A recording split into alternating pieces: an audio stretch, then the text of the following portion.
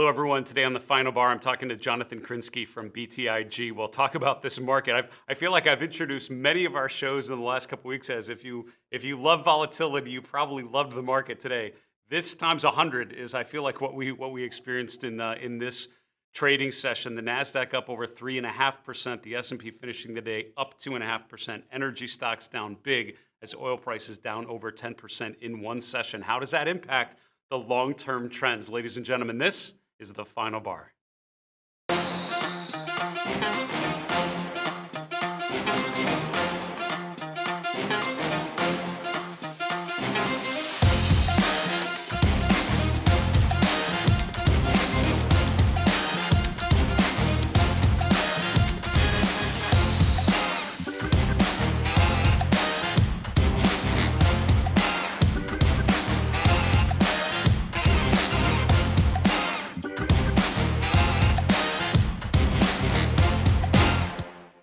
Hello, everyone. Welcome to today's edition of the Final Bar. I'm your host, Dave Keller. I'm the Chief Market Strategist here at StockCharts.com in a sunny Redmond, Washington. Thanks for joining us every weekday after the close as we focus on the market environment using the power of StockCharts, using the technical analysis toolkit to better quantify investor behavior, better understand the market dynamics, and try to make sense of days like today. I think this is a perfect reminder to separate the short term from the long term. Short term tactical movements, a lot to talk about in terms of a big mean reversion shift with energy stocks, which has been, have been by far the leadership space in the markets, down fairly significantly on oil prices dropping, fairly strong. Again, after an incredible run higher. So energy stocks still up 35, 37%. Probably year to date, even though they're down, the XLE down about 3% today. On the other hand, you have some of the names that have been beaten down the most, some of the technology names, consumer names popping back to the upside. Financial stocks, which have been struggling to hold support and threatening to break down, bouncing back to the upside as well as rates moving back to the upside. So many different charts to pay attention to. I'm excited to talk to Jonathan Krinsky in a little bit because he always does a great job of helping us put days like this into context and thinking about the longer-term trends that are in place. So we'll have Jonathan here in a little while. Coming up next week on the show, on Tuesday the 15th, we have Samantha LeDuc from LeDuc Trading. Bob Lang from Explosive Options is joining the show on March 16th. On March 17th, Clint Cowles from TD Ameritrade. Also, two other special events to let you know about. Our next version of Chart Madness is coming up on March 24th. It is a stock-picking bracketology sort of showdown with four of us picking a bracket. We have 16 stocks seated in a bracket. We will be looking at the 16 largest names in the U.S. and deciding which of those names have the best forward-looking potential from a technical perspective. Also, our latest episode of The Pitch was yesterday. It was really well done. Aaron Swanland moderated a group of 3 women panelists who did a fantastic job. Go to stockcharts.com/thepitch to watch that one and watch all the previous ones on demand. Let's continue on today's show with our market recap. As I mentioned, we've talked about elevated volatility. This was that to an even more elevated level. We have raised the bar to volatility today. Let's look at how the numbers came in as we go through the closing data. The S&P finished up about 2.5%, bouncing off of a low yesterday, closing around 4,200, just below there, moving back to the upside, closing just below 4,300, around 4,278. The NASDAQ composite was up 3.5%, and certainly tech, the strongest of the 11 sectors, consumer third from the top as well. Mid caps and small caps all up over 2%. Small caps were the laggard between the three, only up 2.1%, still a pretty decent move. The VIX is back lower, but still up in the 30s, right down to 32 after going into the mid-upper 30s in recent days. Looking at interest rates, other asset classes, we have bond prices using the TLT down about 1%, 10-year yields up to 195. Yesterday, we closed the day around 186, so we're continuing to see upside pressure to rates. The dollar index using the UUP, which is a bullish dollar ETF, was down about 1%. So we've had this pattern with stronger dollar for year to date essentially, and giving back some of those recent gains here today. A lot of movement in the commodity space, and all the 8 major commodities that we track are commodity ETFs, all down today from a little bit to a lot. The USO, which is the oil ETF that we usually track, down about 12% during the course of the day. It bounced a little bit going into the close, but a lot of damage done there. Commodities overall, which have been incredibly strong, The DBC down about 8%. Gold and silver prices both down over 2.5%. What has been working today, cryptocurrencies moving a lot higher. So Bitcoin up about 8%, currently just below 42,000. It dipped up to around 42,500 a couple hours ago. That's after being, yesterday at the end of the day was around just below 39,000. So quite a move to the upside for Bitcoin, for Ether, and most of the other top 10 coins that we track on StockCharts. Let's look at a couple charts here to make sense of this broad market move and sort of the shift that we saw today. It's funny when I look at the chart of the S&P 500. As much as a day like today was a nice move higher, I still go back to the longer term trend. What is the trend in prices? Now, what's interesting is we've had a pattern of lower highs fairly consistently year to date, right? New all-time high in early January after being very, very close to that in late December. From there, we can connect a trend line using the swing highs in January and in February, and we can see that we've been in a fairly consistent downtrend, right? Lower highs as the market has gone lower, and attempts to make a higher swing high have failed, right? So in early February to mid-February, literally hit that same level and then rolled over. That was the most recent move down or the last move down in February. We bounced around 4,400 at the beginning of this month, and then yesterday's close was a new closing low for the year, around 4160, 4170. Now we move right back to the upside. So what's interesting is as of the close, we just hit the high from yesterday. So let's put today into proper perspective. This was not the bear market is over. We're now in a new bull market phase. That could end up what's happening, but today is not enough to declare that by any legitimate technical formula that I've ever seen. Recognizing the fact that lows are getting higher, that would be an interesting data point to pay attention to. We don't really have that, right? On a closing basis, the close from late February was around 42.20, 42.30. And yesterday we closed around 41.70. So, by my read, we're still seeing overall weakness. Days like today will often happen in a bear market phase. And you can just look back year to date, look at big up days.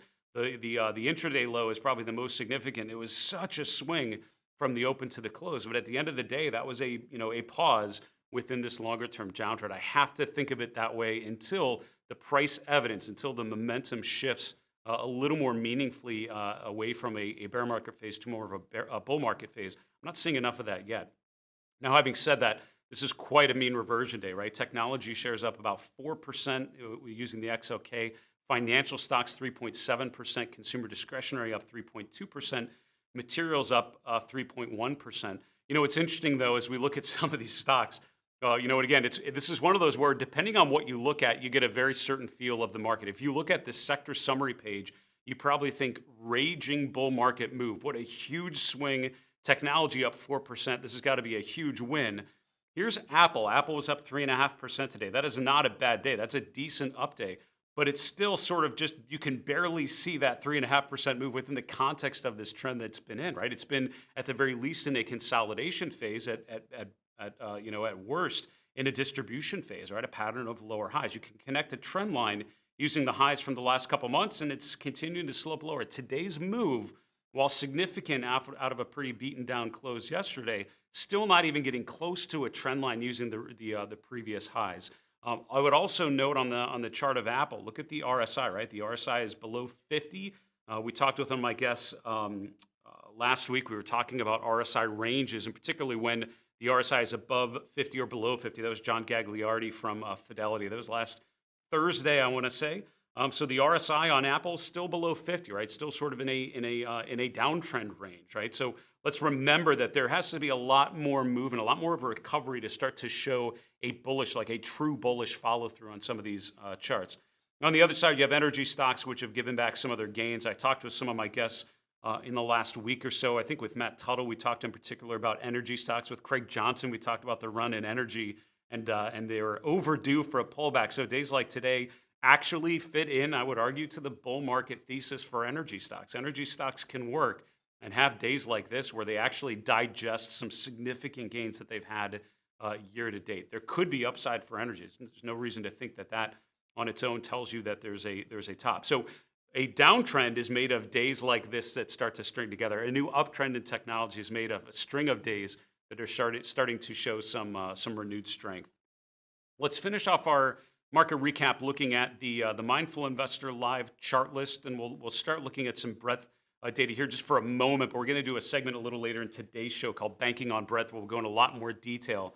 But when I'm thinking about the big picture, again, what would suggest to me a rotation to a more constructive pattern? Breadth indicators would have to improve from here. Most breadth readings that I follow are neutral to negative to quite negative, right? And it depends on what universe you're looking at. If you look at the common stock only advanced decline line, it's in a clear downtrend. It has been for quite some time. It's been below the 50-day since the first couple weeks in January, and from there, it's just been making new swing lows. It's clearly below the low from December, the low even from last September. We're near to making a new 12-month low on that advanced decline line. Now, that could certainly bounce today, as a lot of stocks, probably 4 out of 5 stocks were up as all it was said and done at the end of the trading day. But overall, I'm still seeing some weakness in breadth readings. Finally, new highs and new lows, right? An uptrend, a healthy uptrend sees an expansion in new highs. Stocks making new 52-week highs.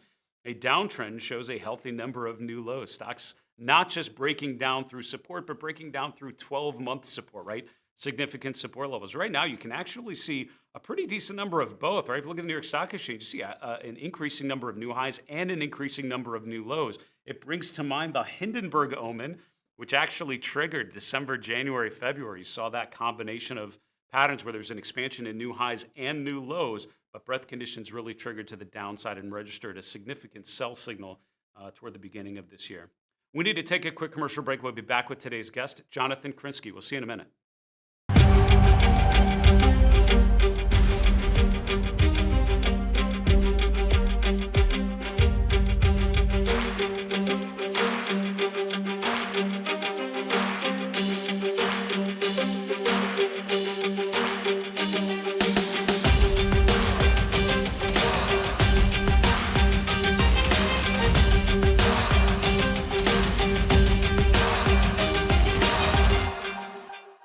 Hello, everyone. Welcome back to the Final Bar. This is Dave Keller here at StockCharts.com. Thanks for joining us every weekday after the close as we break down the activity in the markets using stock charts, using the technical analysis toolkit to better understand investor behavior and market dynamics. We're going to get to today's guest, Jonathan Krinsky, here in a few moments. A couple quick comments before we do that. First off, we welcome your questions. Feedback on your host, always welcome. Feedback on our guests, on our shows, very much welcome. But we most appreciate questions. What are you running into as you are using stock charts and trying to better understand these markets using technical analysis? Our email is thefinalbar@stockcharts.com. We're on Twitter @FinalBarSCTV. We're on YouTube.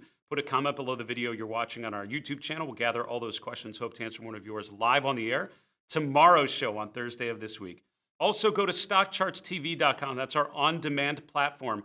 Our latest episode of The Pitch, which just aired yesterday, is on there. A special market update from Larry Williams in recent weeks. Martin Pring's 2022 outlook from January. So much great content on there every trading day. Go to StockChartsTV.com. It is free. Or on your mobile device, just search for StockCharts TV on demand. I want to welcome on today's guest, Jonathan Krinsky. Jonathan is a managing director at BTIG. Coming to us from the Midwest. Jonathan, good to see you. Welcome back to the show. Thanks, Dave. Great to be here. So we're starting with your chart of the Russell 3000, pretty broad universe of stocks, and a breadth indicator at the bottom. Talk us through what this is telling you about the markets here. Yeah, so Russell 3000 represents about 98% of investable U.S. equities, so it's one of the most broad-based measures of U.S. stocks. And you mentioned the percentage of that index that's trading above its 200-day moving average. And really, the point here, and you can kind of see on the chart, once you get into what we would consider a market under pressure, where you get, let's call it less than 40 or 50% of that market below its 200-day, it typically doesn't stop. The downtrend is not over until you get a flush of that metric below 20%. And really, the only time that we've had a meaningful market decline without seeing that threshold breached was in 2010 post the flash crash. And, that's possibly because of the way it works. And it was coming off, the biggest rally we've seen in a while off the 2009 bear market lows. But so that's the exception to the rule. But by and large, you just haven't seen that final washout. And the reason is that we haven't seen, those defensive names like utilities and staples, as well as the commodity names, we haven't seen those roll over. And maybe it's the start of it we saw today, but we just don't think we're quite there yet. It's interesting that sort of idea that breadth really needs to crater before the move is over. That you see that echoed on other indicators like bullish percent indexes and others that I know we've talked about on the show. That's a really good chart. Your second one is actually looking at sort of an average pattern to the S&P and how this year is matching up to the average movement. What can you tell us about this one? Yeah, so there is some, some good news, maybe some light at the end of the tunnel. So what we did was we know that January and February are down this year. The market's down through the month of February. So we looked at over the last 20 years, there's been 10 years where the S&P has actually been down through the month of February. And the good news is that only 3 of them did the market stay down for the rest of the year. The 2 years in, post the tech bubble, and then obviously 2008. And so generally, when you start off weak, January, February, you do close the year better than you started. And so we're tracking pretty closely this year. We've also, you can look back and there's some pretty notable bottoms made in the month of March, most recently in March of 2020, COVID lows, obviously March of 09. And so March tends to be one of those inflection months. And so we're tracking the pattern closely. We think we're getting closer. We just don't think we're quite there yet. We just haven't seen that final capitulatory flush. It's possible we won't get it, but we're, as you mentioned earlier, I think one day is too soon to say that we're not going to get it. It's a really interesting chart. It's fascinating how the average movement sort of points to a potential bottom in March. As I'm bringing up a chart of the S&P here, Jonathan. When you're thinking about that chart of potentially a bottom in March, what would you need to see on the chart of the S&P or a major average to indicate that the bottom is in, to indicate that we're sort of in an all clear? Is it some sort of, besides breadth indicators improving, I guess, what would you need to see on the S&P? Is it regaining a certain level? Is it a certain pattern that would tell you, okay, now that's been enough, the correction is over, and it's now an all clear sort of signal? Yeah, the easier metric is kind of that downside flush, 90% downside volume day, which we also haven't seen. Mm. That cathartic type move. If we don't get that and we start stabilizing and kind of probing to the upside a bit, obviously you're going to want to see the market reclaim some of the shorter term moving averages, but then really you're going to want to see, as you also said earlier, some higher lows, some higher highs, and just see the market acting better. So far, every time we've kind of put in a couple of days of a rally, gotten into some resistance, it's been met with selling pressure. And so, we need to see a change of character, a change of pace from what we've seen so far. So, Jonathan, we only have about 30 seconds left, but I'd love to know just over the next couple months, obviously a lot of volatility, a lot of uncertainty. Where do you look now for an opportunity? Is this a time to remain defensive, to be in a cash type of thing, or are there certain areas in the market that you think should be able to ride this sort of uncertainty out better than others? Yeah, in the short term, it's a really tough spot because the areas that have been showing relative strength and the areas we've liked are now the areas that are starting to come unwound a little bit, namely energy, some of the bond proxies. And so it's a very tough spot here. We still think, those established trends are going to be where you want to be for the time being. Again, if this is a major bottom and if growth is bottoming and tech's bottoming, there's going to be plenty of time to catch those moves. But, when stocks are down 60, 70, 80%, there's just no rush typically to bottom fish there. So we would stick with some of those established trends in the commodity space for now and see if they kind of reassert themselves. Really appreciate your take, Jonathan. It's great to see you. Thanks for joining us on the show. Stay safe there in Minnesota. We'll talk to you again soon. Thanks, Dave. That's Jonathan Krinsky, Jonathan's Managing Director and Chief Market Technician at BTIG, coming to us from Minnesota. I love his that chart. Actually, I had not looked at before, which was an average movement. If you paid attention to the chart that we started with, or sorry, the second chart that we shared, is the average pattern in years that are negative through February. So years that have had similar starts to the year that we've seen in 2022. What's tended to happen after that? And as you saw, we're not far from the average bottoming point, which is an interesting look given the fact that we've seen so much deterioration. I'm certainly going to be looking for some of that bombed out breadth conditions that Jonathan was talking about. Great take there from Jonathan Krinsky. Let's continue on with our next segment, which is banking on breadth. What we like to do with some regularity is look at some of the common market breadth measures. We talk about breadth a lot on this show. Because for me, besides looking at a chart of the S&P, the question is what's next, right? What do you look at to confirm or validate or qualify what you're seeing on the broad market indexes? And market breadth is a great way to understand that. It's a great way to visually understand the participation of all those stocks that make up the different benchmarks.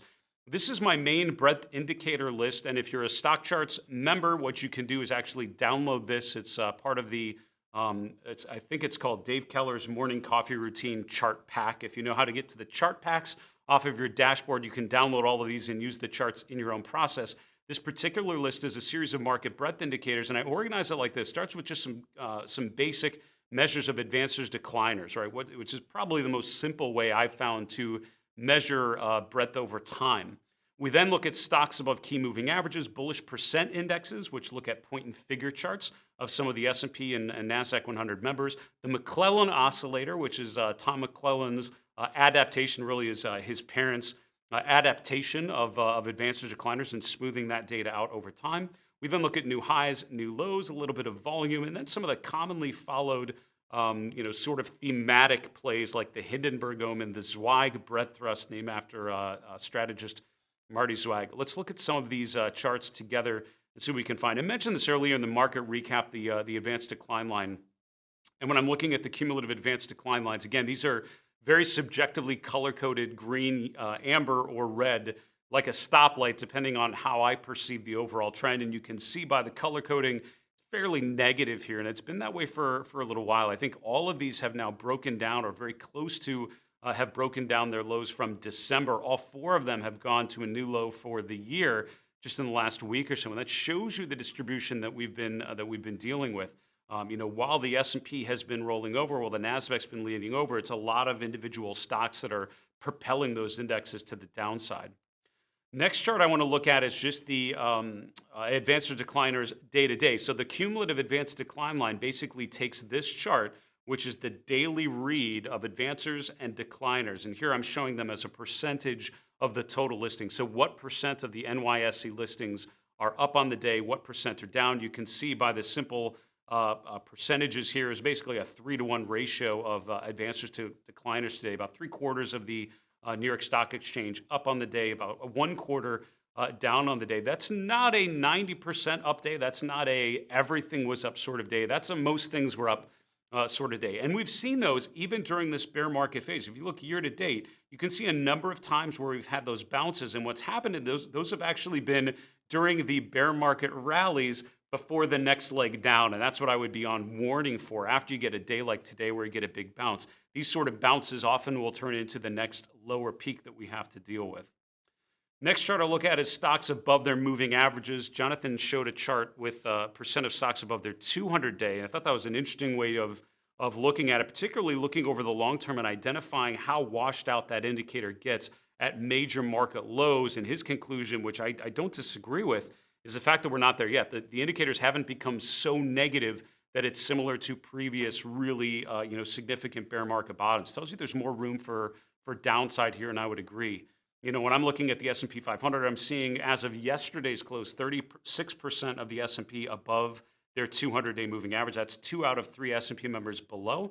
And then it's about 3/4 of the S&P above their 50-day, only 1/4 remaining above those. That's close to making a new low for the last 12 months. So you've seen plenty of deterioration in terms of individual names breaking down, just like the S&P below both moving averages. Most stocks in the S&P are in a similar configuration. That is not a bull market look. That is a bear market feel to that chart. I'm jumping around a bit just to hit on some of the key breadth measures here. So the next one is the bullish percent index, which is $BPSPX. Bullish percent indexes are actually a really interesting way of looking at trends, looking at breadth, but doing it in a way that strips out a lot of the noise. Point and figure charts are meant to strip out the noise in the market and take away the meaningless movements in stock trends and focus on the actionable movements. Are stocks in an uptrend or a downtrend? And a point and figure chart will give you a binary reading. It's either in an uptrend or a downtrend at any point. You can clarify that using the point and figure chart. This is showing you what percent of stocks, basically their most recent signal has been a buy signal, meaning according to the point and figure world, they're in a bullish pattern. Right now, it's just above 35%. It's around 37% of the S&P members that are in that bullish configuration. You can see we're coming off the lowest reading. We're almost down to 30% on the S&P 500. If you look at the NASDAQ 100, we actually went just below 30% as of yesterday's close. So these are values that are fairly deteriorated off of a healthy market. A healthy bull market phase has a bullish percent reading above 70. An established bear trend has a reading below 30%. The NASDAQ has gotten there a couple times recently. The S&P has not gotten below 30% since February of 2020. So that would be a key level to watch there to see if enough of the S&P names have entered a sell signal from the point and figure chart. By the way, if that sort of thinking about bullish percent indexes is of interest, I'll point you to one final thing, and then we need to wrap the show here. On the StockCharts website, if you go to Charts and Tools, go to the Market Summary tab, which is a way that you can get just a quick update on all the major markets. Go to the table view, and then shoot down to the bottom of this list. You'll see a bunch of different sort of major indexes, sectors, commodities, cryptos, and at the very bottom, you will see market breadth and then bullish percent indexes. These are all the different bullish percent indexes that we track. You'll also see them for particular themes like gold miners and broad sectors like technology or materials. It can be a really interesting way, with, like for energy, for example, to see what percent of these stocks are in bullish or bearish phases. And if you sort it by this closing column, you can see out of all of these different groups of stocks, which ones are in the strongest positions. It's energy, it's gold miners, and it's utilities. That tells you a lot about the leadership in the equity space going through today. We need to wrap today's show. Go to the 3 in 3, 3 charts in 3 minutes. Let's get to them right now. Chart number 1 is looking at the percent of stocks that are up or down on the day, what we call advancers, decliners.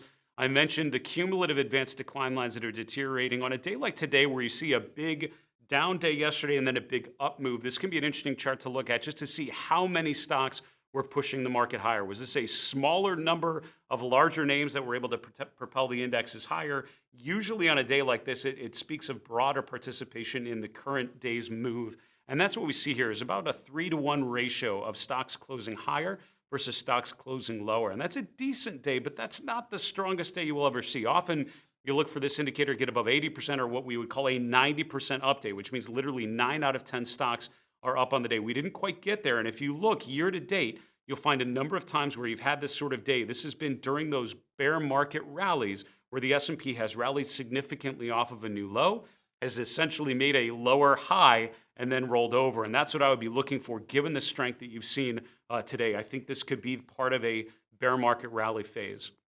Chart number 2 is Apple. Apple, along with many technology names, did just fine today.